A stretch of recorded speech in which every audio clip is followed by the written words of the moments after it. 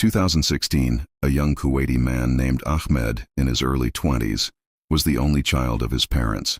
He was a decent young man, studying at university, from a modest family. Every day on his way to university, he would see Reem, the girl next door, who was also a university student.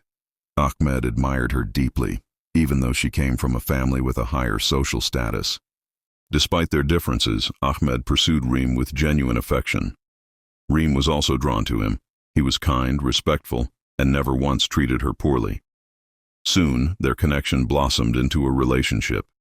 After they graduated, Reem's mother, who was aware of the relationship, even accompanied them on outings. She seemed to support it. When Ahmed got a government job, he immediately proposed to Reem. He wasn't just in it for fun, he wanted to marry her. But when he officially approached Reem's father for her hand, the father made an unusual request. He asked Ahmed to get a letter from the local mosque imam proving that he prayed Fajr, dawn prayer, at the mosque daily. Confused but eager, Ahmed began praying Fajr at the mosque every day. When he finally asked the imam for the letter, the imam refused. He couldn't write such a thing. With no other option, Ahmed called Reem's mother and pleaded for help. But she told him to back off. Her husband had found out about the relationship, threatened divorce, and the family was in crisis. She begged him to stop calling and hung up. Feeling desperate, Ahmed turned to Reem and suggested they escape Kuwait, marry elsewhere, and return after forcing reality on her father. But Reem refused. Her father was very ill, and she feared the shock would kill him. She reassured Ahmed of her love and begged him to wait. She promised she would always love him and stay true to him. Ahmed believed her. They both made promises to each other. He'd work on improving his career and financial stability, and she would convince her family over time. But days passed, and Reem began to change.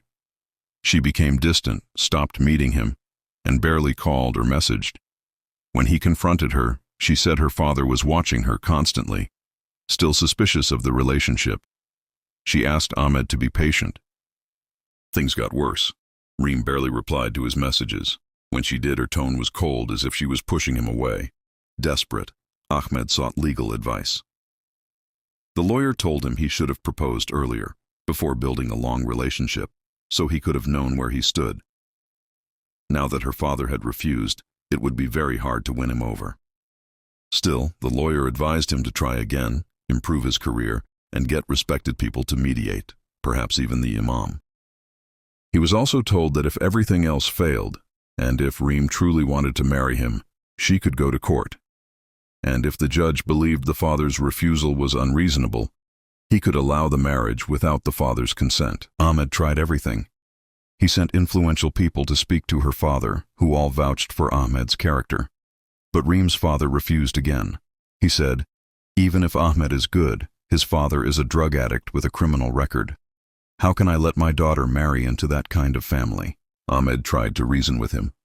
"I'm not my father. I have nothing to do with his past." But the father wouldn't listen. Then one day, Ahmed heard rumors that Reem was engaged to a wealthy man and that her father approved.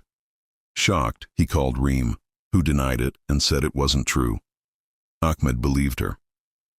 But after that, Reem distanced herself even more. Eventually, she stopped replying altogether. Desperate, he called her mother again. This time, she confirmed Reem was getting married and warned him not to contact her again, or she'd report him to the police. Ahmed was devastated. He locked himself in his room for days, until his mother had to hospitalize him. After a few days, she took him on Umrah, hoping it would ease his heart. He returned, still heartbroken. One day, he waited outside her house and followed her car. He stopped her and pleaded with her, but she angrily told him to leave her alone. She was about to get married and didn't want any scandals.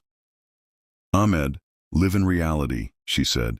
"If it were up to me, you'd be my husband. But it's not my decision. I'm sorry." He asked about the money he had lent her before, but she told him to consider it a gift and drove off. From that moment, something in Ahmed broke. He found out the date of her wedding and made a chilling decision. "I will stop this wedding, even if it costs me my life." On the night of the wedding, he got a gun, sneaked into the party, and found Reem. Without giving anyone a chance to react, he shot her. Chaos broke out. People screamed. Blood was everywhere, but Ahmed ran to her, tried to save her, despite having just shot her. He fled, then turned himself in to the police, handed over the weapon, and confessed.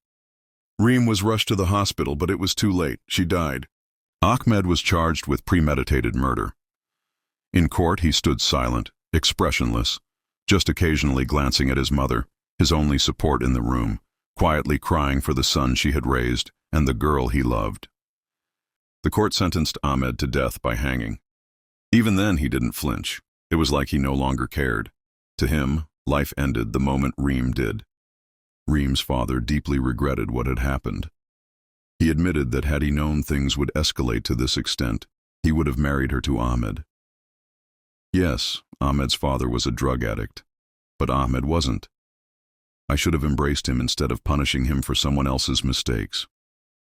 But regret came too late. Everyone lost. Reem lost her life.